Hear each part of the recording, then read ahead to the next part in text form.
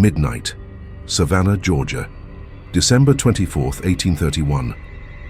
The fire in the parlor spits sparks that die before they hit the rug. Somewhere above, a lullaby drifts off key, too slow, almost broken. The old house creaks beneath the weight of silence. Then, an axe drags across the floorboards, steel against wood. A breath quickens. Blood drips from somewhere unseen. The clock strikes 12.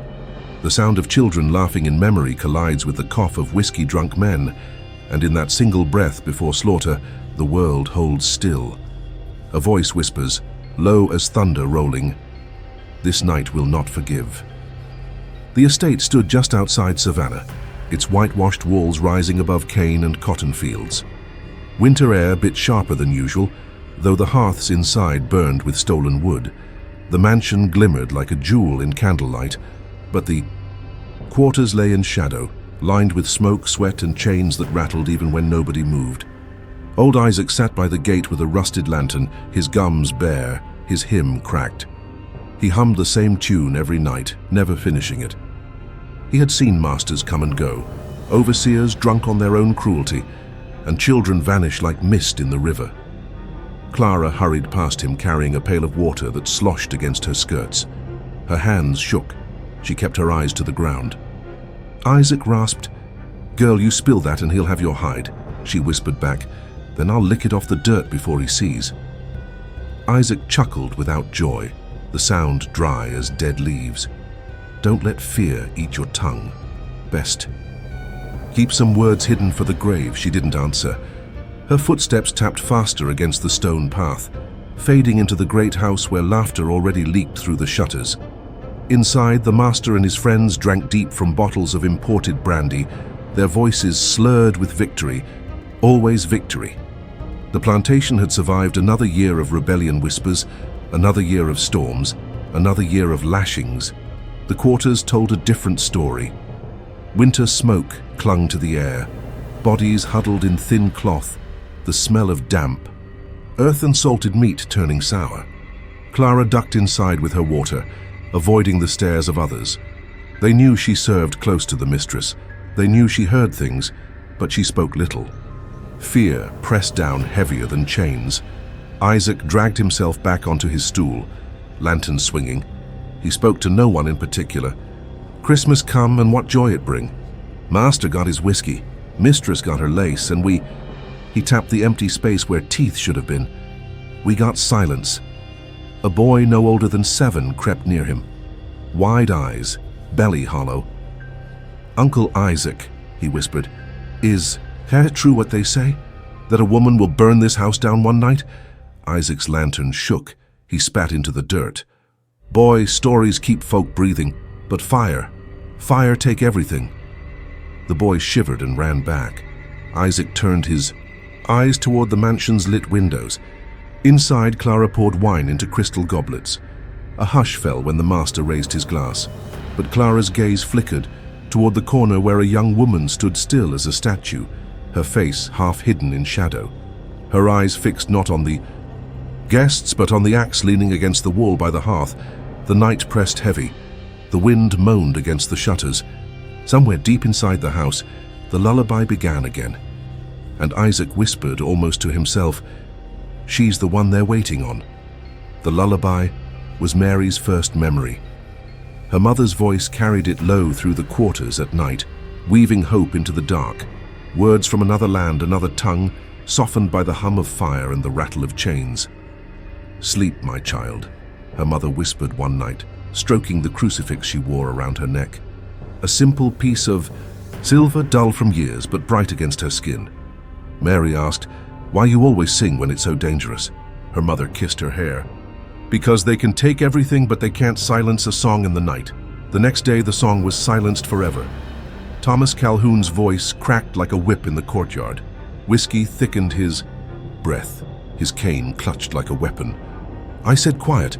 I said no noise after sundown." The lash fell. Mary's mother staggered, but the crucifix glimmered as she clutched it in her fist. Mary screamed, but rough hands held her back. Eleanor Calhoun stood at the balcony above, lace gloves folded in front of her chest, eyes sharp as glass. She turned to a guest and muttered coldly, "Savages will never learn." The cane struck again. Then silence. Mary dropped to the dirt beside her mother's body. She pressed her tiny hand against the crucifix. Her mother's blood warmed her palm. That night, the lullaby ended. Years bled into years. Mary grew quiet, eyes dark with fire no one could quench. She kept the crucifix hidden beneath her dress, close to her chest, close to her breath. Eleanor summoned her into the mansion at 12. The mistress's lace brushed Mary's arm as she said, "You'll serve me now. Keep your hands clean." "Your head lower, I can't bear incompetence." "Yes, ma'am," Mary whispered. "Speak louder," Eleanor snapped. "Yes, ma'am." Thomas Calhoun entered the room then, cane tapping against the wooden floor like a drumbeat. His eyes settled on Mary too long. He grinned without humor. "A strong one. She'll do well." Eleanor's jaw tightened. She turned away, muttering, "Keep her busy, and keep her from looking at me." Mary felt his stare burn into her back. Nights in the mansion smelled of polished oak and spilled brandy. Mary moved quietly, hands folding linens, polishing silver, fetching whiskey at Thomas's grunt. Eleanor called her constantly, demanding lace gloves washed, candles trimmed, letters penned. One evening, Eleanor tossed her gloves onto the table. Their tips were faintly stained with red. "Scrub them until they're clean," Mary whispered. "Yes, ma'am." Eleanor studied her, voice brittle. "Your eyes are too bold. Lower them." Mary obeyed, but her eyes flickered back up once Eleanor turned away. In the dining hall, Thomas pounded his cane against the floor as he laughed with other planters. "You hear of Turner in Virginia? Thinks he can stir a rebellion with sermons. Hand steel. Fool boy got his neck stretched for it. That's what comes of giving them thoughts." The men roared with approval. Mary poured his glass. He caught her wrist suddenly, holding it hard. His voice dropped, almost playful, almost cruel. "This hand's too steady for a girl.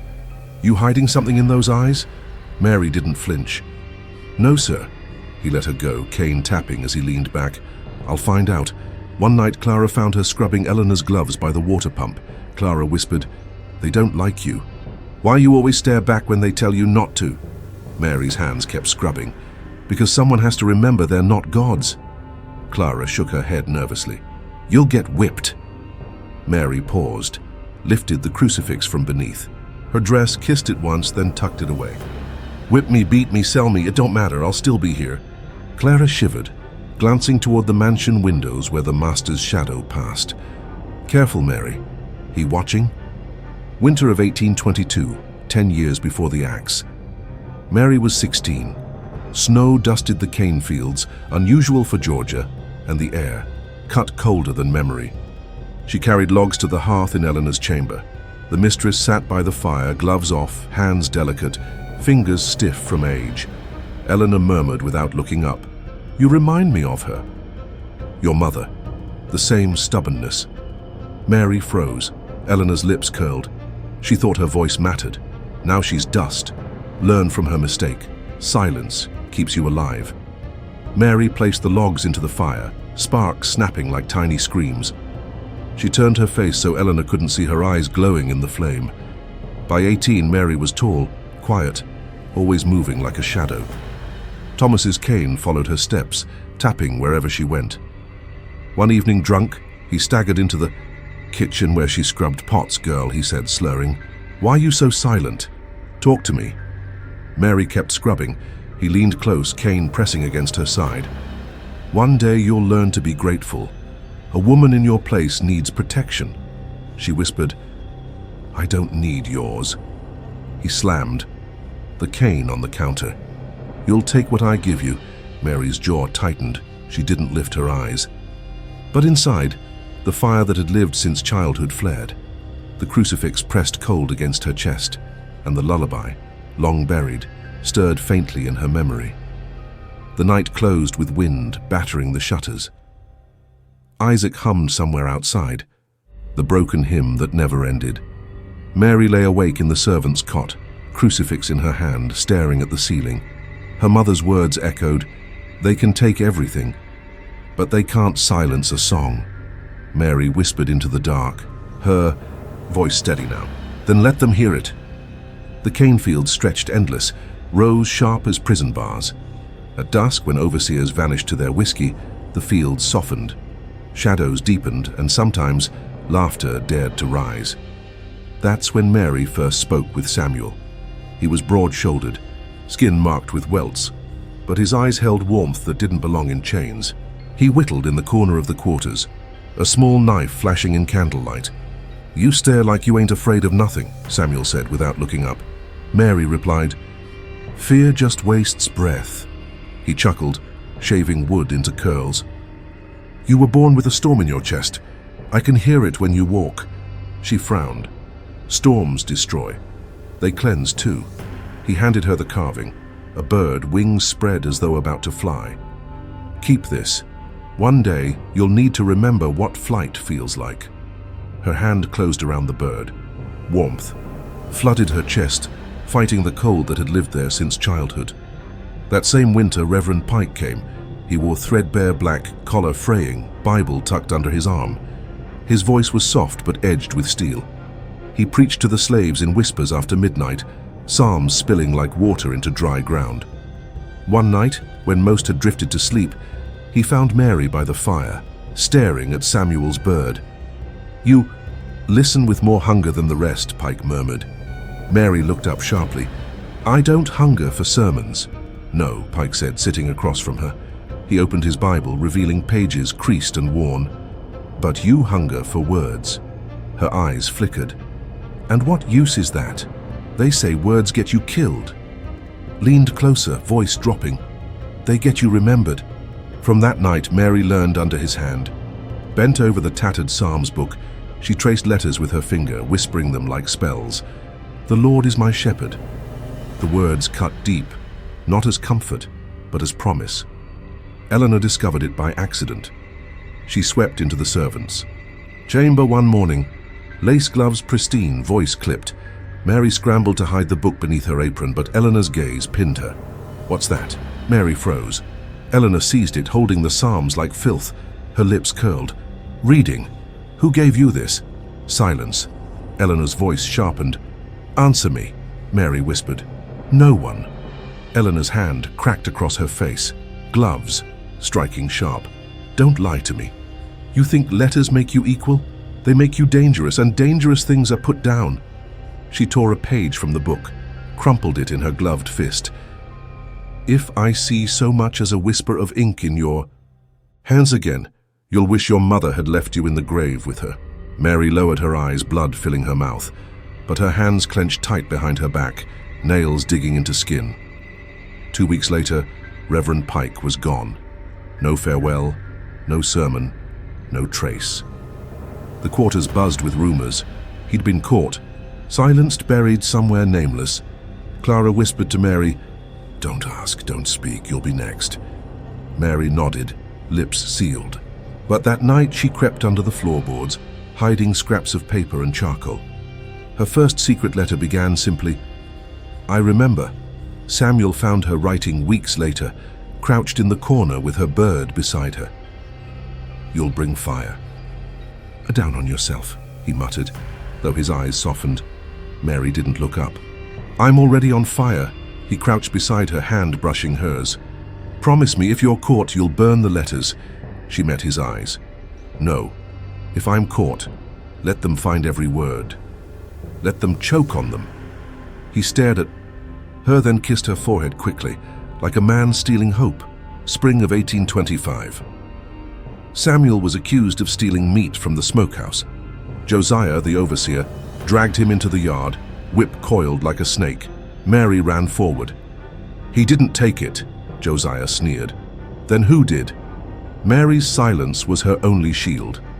Samuel locked eyes with her, steady even as chains. Bit his wrists. "Don't speak, Mary, not a word." The whip cracked. Samuel's back split open. Each strike echoed like thunder, Mary clutching the wooden bird so tightly its beak dug into her palm. From the balcony, Thomas Calhoun laughed, cane tapping in rhythm. Eleanor stood beside him, gloves folded, lips thin. When it ended, Samuel was dragged away half-conscious, blood streaking the dirt. Mary dropped to her knees, whispering to the ground, "I'll remember." That night she wrote again, hands shaking, tears staining the page. They take, they lash, they sell. But I write and I keep. One day, these words will rise. She tucked the letter beneath the floorboards, beside the crucifix and the wooden bird. Her chest ached, but her fire grew, and though she never sang, she hummed once, softly, the lullaby her mother had sung. It carried only one word, a promise she could not yet name. The sky pressed heavy with storm that afternoon, clouds swollen black over the cane fields. Rumors rippled through the quarters long before the whip cracked.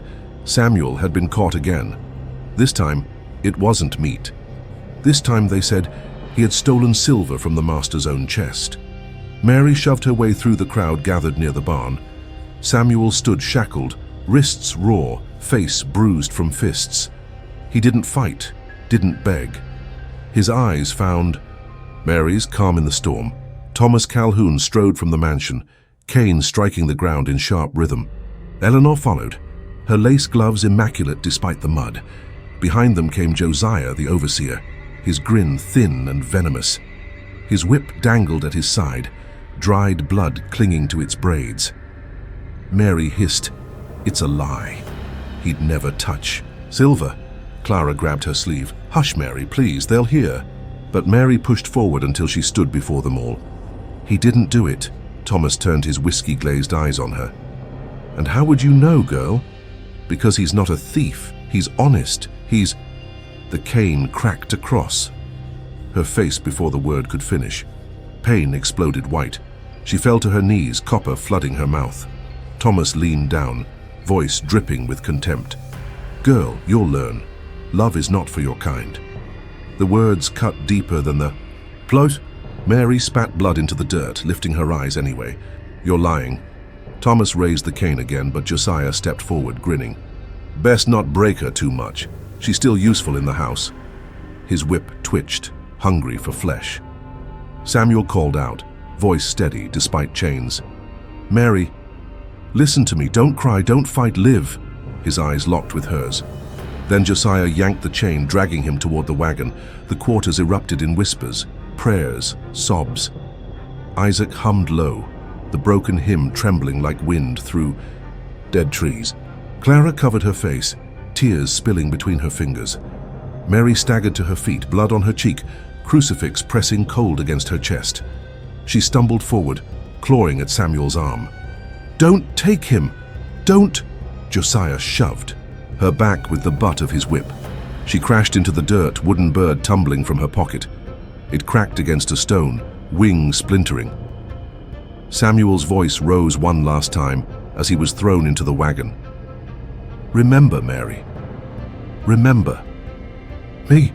The wheels groaned forward, chains clinking like funeral bells. His figure vanished down the road, swallowed by storm clouds.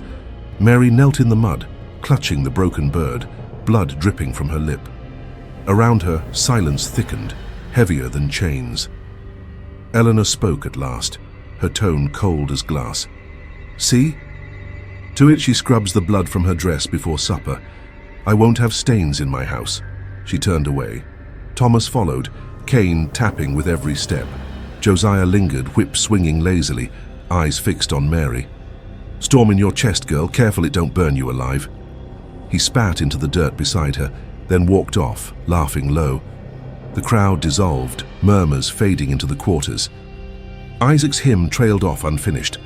Clara lingered a moment, whispering through tears, "I'm sorry, Mary, I'm so sorry." Then even she fled. Mary remained alone in the mud. She pressed the shattered bird into her palm until splinters pierced her skin. She raised her eyes to the sky where the storm finally broke, rain pouring down her face, washing the blood but not the fire. Her lips moved without sound, not prayer, not curse, just silence. But in that silence, something shifted.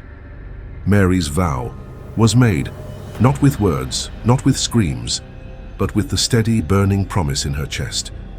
She would remember. And one day, they would too. The summer of 1830 baked the land until even the cane bent under the weight of heat. The quarters smelled of sweat and smoke, the mansion of roasted meat and wine. Mary moved between both worlds like a shadow, quieter now than ever. But silence did not mean stillness, old Nana Ruth noticed first. The elder woman sat near the smokehouse, bundles of herbs strung at her side, fingers darkened with soil. Her hair was grey, her eyes clouded but sharp. She spoke in riddles, half myth, half warning. "You walk heavy, child," she said one evening, crushing leaves between her palms, "like the ground afraid of your steps." Mary crouched beside her. "I need to know about plants." Ruth chuckled low. "Plants heal, plants kill, depends whose hand they fall in." She tied a bundle with string, breath smelling of sage. "What hand you offering me, girl?" Mary's eyes didn't waver. "The hand that remembers." Ruth studied her long, then pulled a dried sprig from her satchel. Nightshade, foxglove, pretty flowers with teeth sharper than iron. "Mix them wrong, they'll bite you first. Mix them right." Her voice faded, like smoke on wind. "They stop." A man's heart quiet as sleep. Mary took the sprig, fingers trembling, crucifix pressing cold against her chest. Weeks later, Mary crouched in the tool shed. Rats scurried in the shadows. She crushed herbs into water, whispering names like prayers: nightshade, foxglove, henbane. She dipped scraps of bread into the mixture and set them down. Minutes passed. A rat twitched, then lay still. Another convulsed, squealing sharp before falling silent. Mary's breath came hard, hands gripping the crucifix until her knuckles ached. The storm inside her chest had found its first weapon.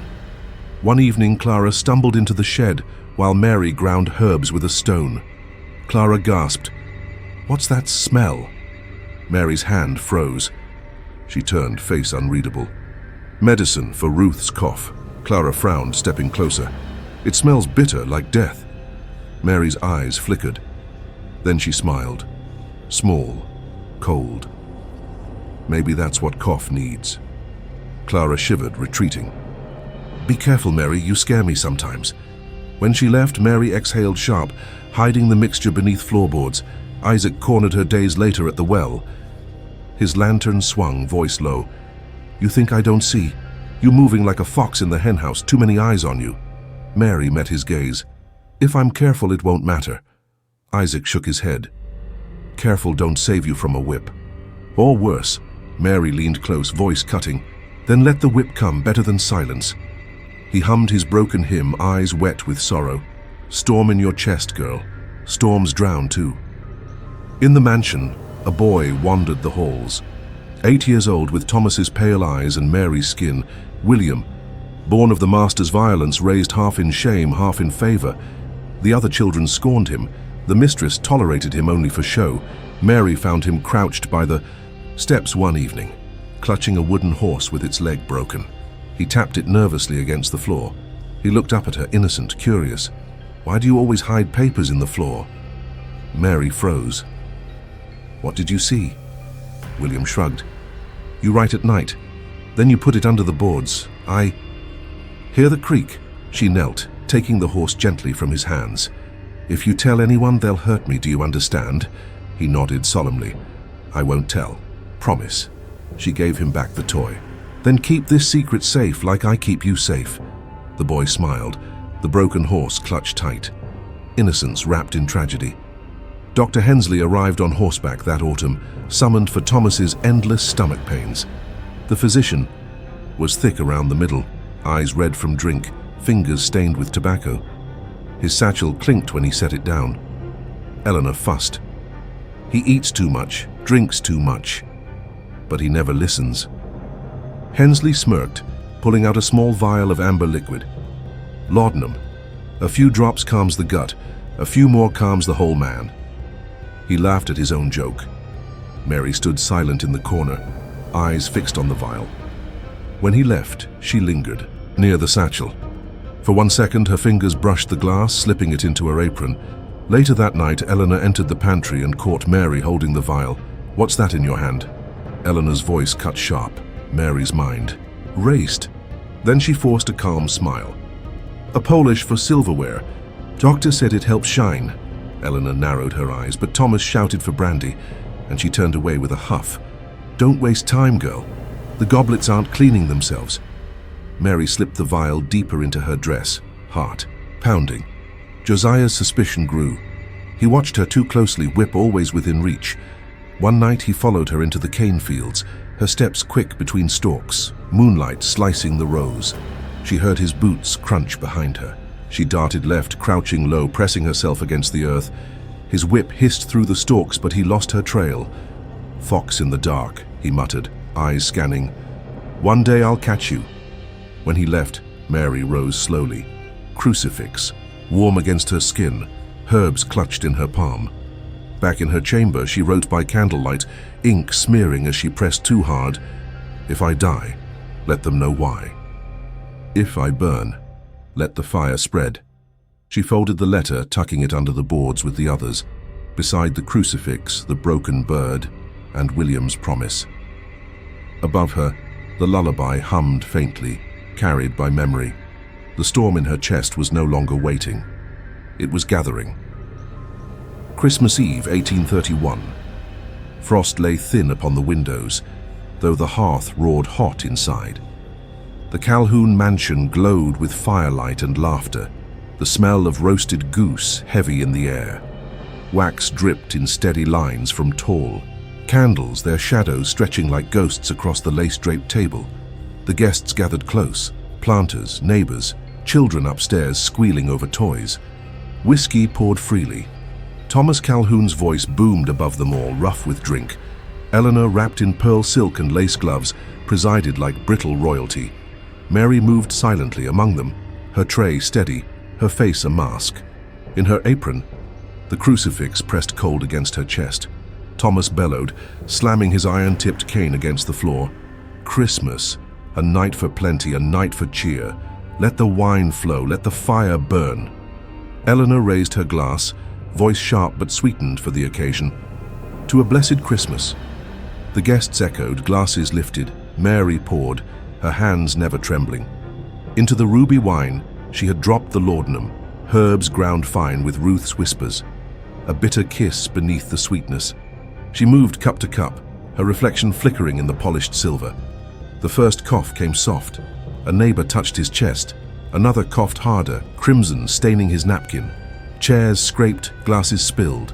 Panic spread like fire across. "Dry cane. What's happening?" Eleanor's voice cracked. Mary set down the empty tray. Slowly, she straightened, her eyes fixed on Thomas. He clutched his stomach, face blotched red, spittle at his lips. "Girl, what did you—" His words broke into choking. Mary's hand reached for the axe hidden by the hearth.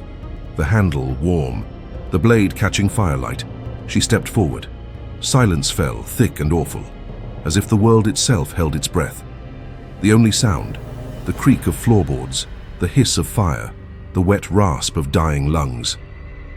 Mary's voice was low, steady. "For my mother, for Samuel, for every chain you laid on us." She swung. The axe split air, then bone. Thomas's cry was short, swallowed by blood. His body crumpled, the cane rolling from his grasp. Screams erupted. Guests stumbled, choking, clawing at their throats. Eleanor shrieked, clutching her lace gloves tight as crimson spattered them. God, help us," she wailed. Mary turned to her, eyes burning. "He did not help us."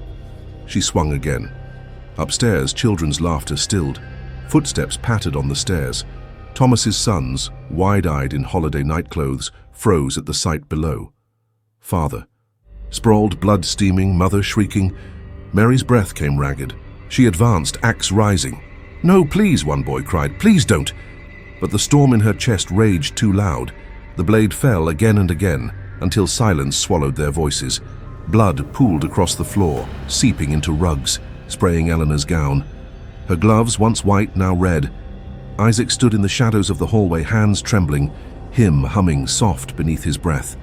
The lullaby Mary's mother once sang. "Sleep, child, sleep. The chains will break one day." His voice was the only mercy in the room. Clara clutched Nana Ruth's arm, both women pale, faces streaked with tears. Neither spoke.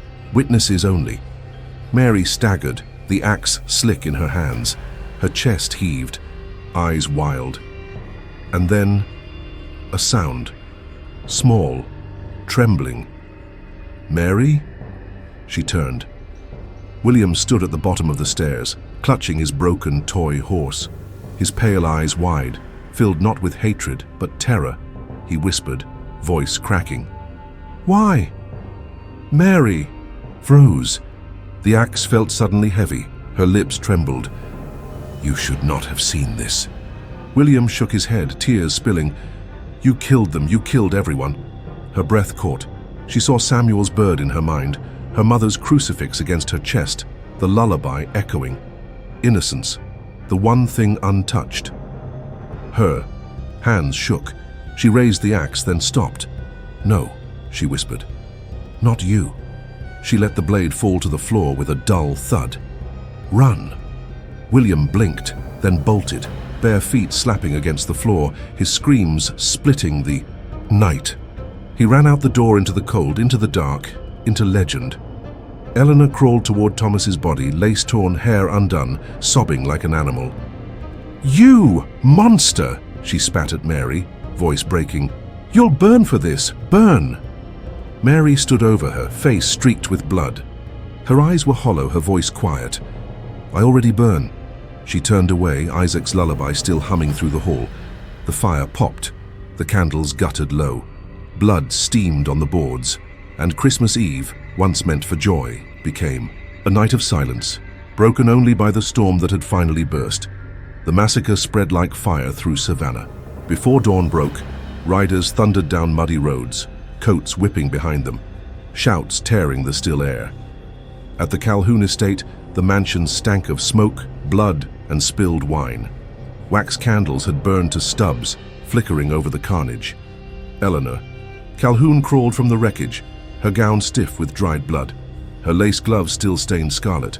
She was carried to safety by neighbors, her sobs half silenced by laudanum. Her face, once composed and proud, twisted into something brittle and broken. "They were butchered," she whispered to anyone who would listen. "Butchered in their own home, by one of them." Eleanor gave testimony weeks later, veiled in black. Her voice shook but did not falter. "She poisoned our cups," she said, eyes sharp through the veil. "And when my husband fell, she took the axe. She cut down my children as if they were weeds in a field." Gasps filled the courtroom. Eleanor let them linger. She smiled when she did it, cold, empty. I saw no soul in her face, and yet late at night, Eleanor clutched her ruined gloves and rocked alone, whispering words no one else could hear. Why did God not stop her? Why did he leave me alive? Her pride had curdled into guilt. William grew in silence. The boy who fled into... The cold carried screams in his chest forever. He never spoke Mary's name aloud again, but in private, he carved little wooden birds. Each one smaller than the last, fragile things that broke too easily. Sometimes when sleep eluded him, he saw her face. The moment she spared him, the axe trembling, her whisper, "Not you." That mercy haunted more than violence ever could. Neighboring. Planters thundered into Savannah, their wrath heavy as their horses' hooves. They met in parlors choked with cigar smoke, voices raised in fury. "If we let this pass," one barked, "they'll all rise. Every last one of them." "They already whisper," another warned. Her name spreading through the quarters. They're calling her saint, demon, freedom itself. Thomas's friends demanded vengeance swift and brutal. "They must know," said one, slamming his fist on polished wood, "that chains will hold, that blood answers blood." The governor himself sent word. The law must not falter. Make an example of her. In the quarters, whispers wound through the air like smoke. Women hummed the lullaby at night, low and trembling. "She did what none of us dared," Clara whispered, clutching her shawl. Isaac shook his head, hymn breaking in his throat. "She drowned herself in blood. That's no freedom. That's the grave." Old Nana Ruth spoke softer still, fingers brushing her bundles of herbs. "Storms destroy, storms cleanse. Which was she?" "Both, maybe." Children whispered her name in awe. Men shook their heads in fear, and Mary became more than a woman. She became a shadow stitched into every story told by firelight. The courthouse smelled of pine boards and damp wool. Crowds pressed against the doors, hungry for spectacle. Chains rattled as Mary was brought in, wrists bound, feet bare. She stood straight, her crucifix still at her throat. Her eyes scanned the faces, neighbors, planters, strangers, not a flicker of fear.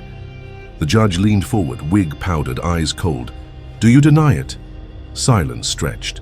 Then Mary's lips parted. "No." The crowd erupted. Gasps, curses, cries for death.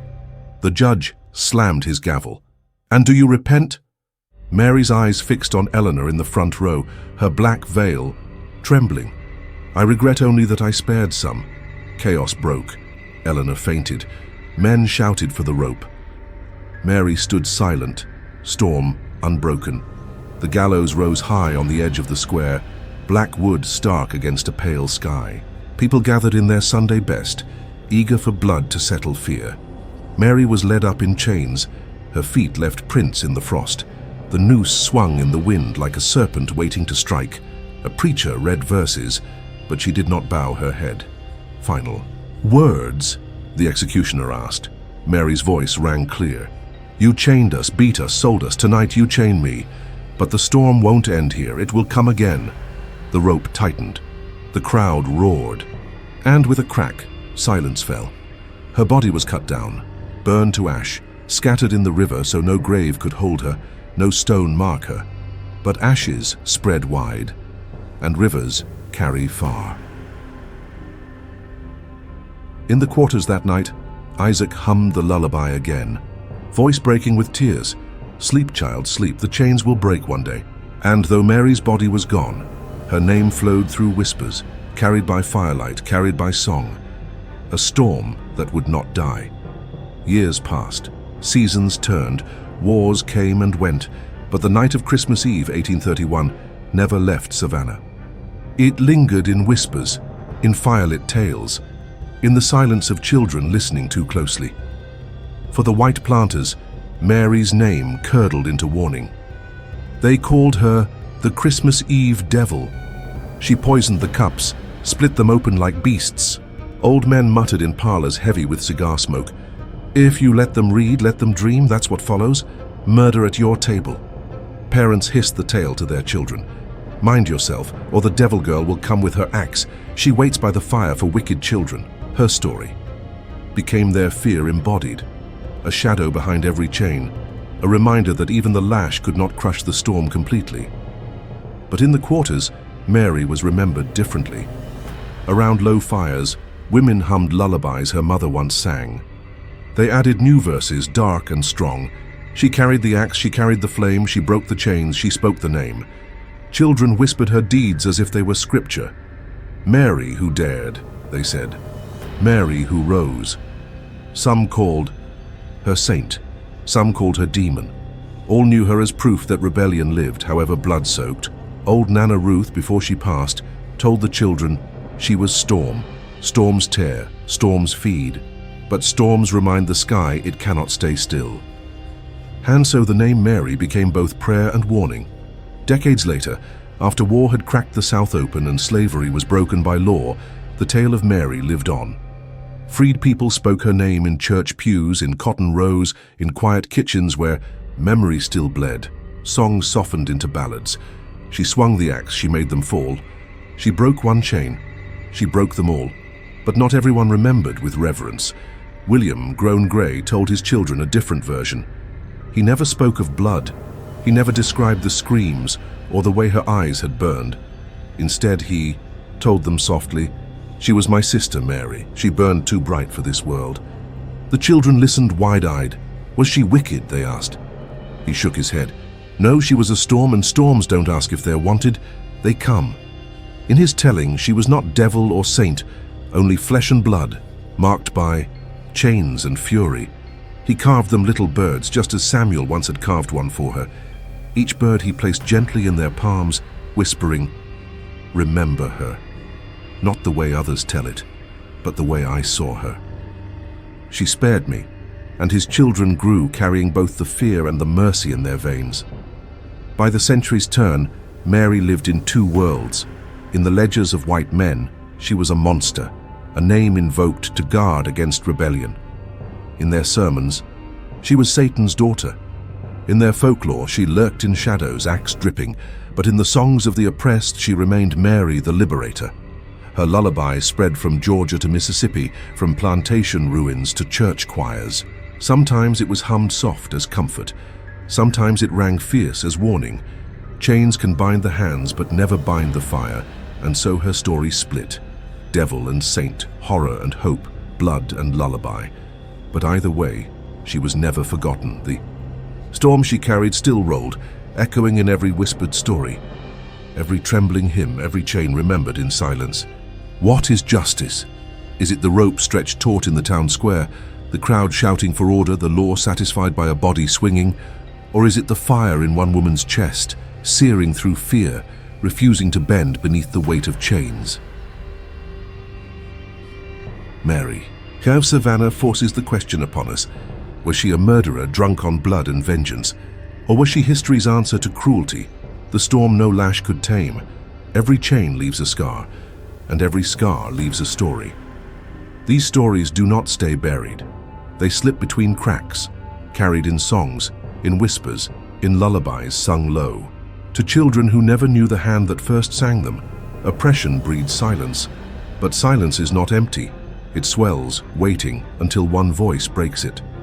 Mary's voice was not a speech, not a plea. It was the sound of an axe cleaving through wood and bone. Brutal, final, impossible to ignore. Cycles repeat.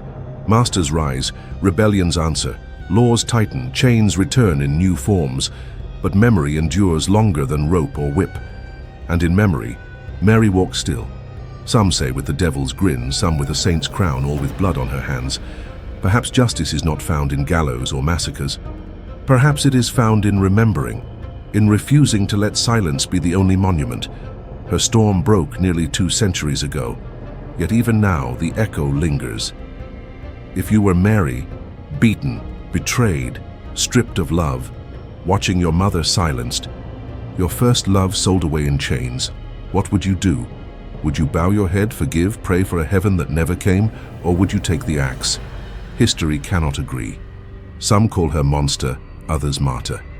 To plan a massacre on Christmas Eve, was it sin beyond redemption or justice in its rawest form? That's the question that lingers long after the blood dries. What do you see when you look at Mary? A killer who destroyed children's laughter? Or a woman who dared strike back at the men who believed she was less than human? The answer isn't simple. It never was. But stories like Mary's matter because they force us to look directly at the cost of cruelty, the weight of silence, and the storm that silence eventually unleashes. So I'll ask you, what would you have done? Forgive or burn? It all down. If this story gripped you, if you believe forgotten voices deserve to be heard, then subscribe, share, and leave your thoughts below. Because memory only survives when we keep telling it.